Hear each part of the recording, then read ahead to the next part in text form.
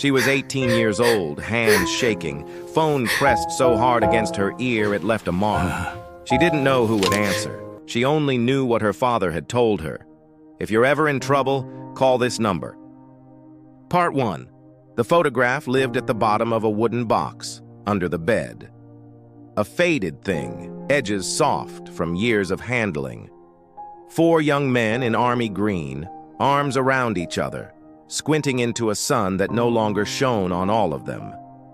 On the back, in her father's handwriting, the same handwriting she traced with her finger sometimes, just to feel close to him, were 4 words and a phone number.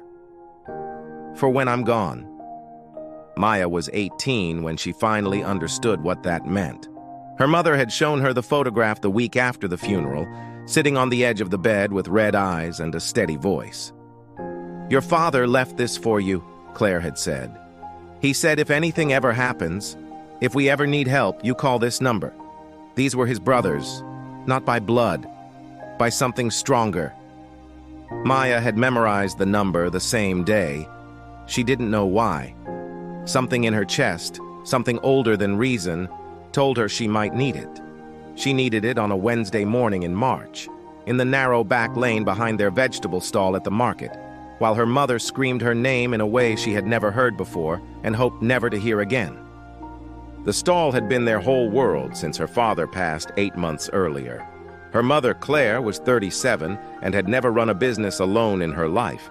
But she woke at 4 every morning to collect the fresh stock, arranged everything by hand, and smiled at customers like she wasn't exhausted down to her bones.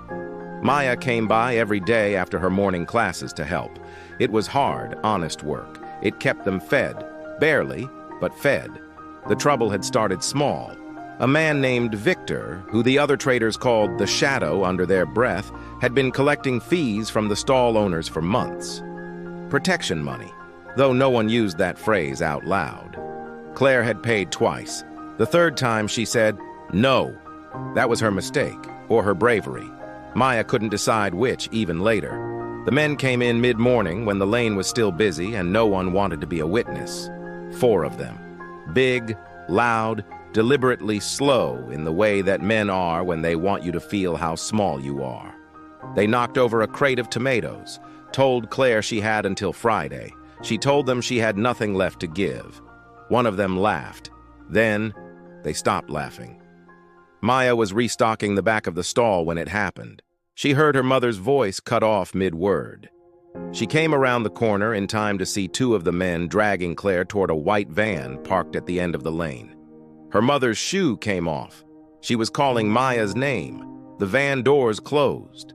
The lane went quiet. Maya stood still for 3 seconds. She counted them later. She didn't know why.